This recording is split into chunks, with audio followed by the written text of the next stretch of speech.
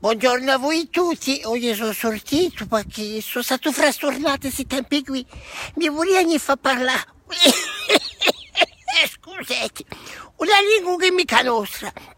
E io sono stato cresciuta, impastata, radicata in la lingua e la cultura corsa. Allora oggi vi domando a tutti di parlare di più la vostra lingua, parlate la vostra lingua e così un popolo camperà.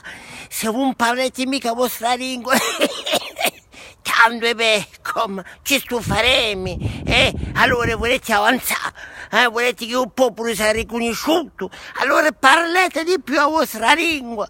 Fate come a me, alzate la vostra bandiera, alle messiteri, alle fate come Orso Leone, alle andiamo, e me la vince un ficchettetto, la lingua è viva e ci tocca parlare, a popolo vato bisogna parlare.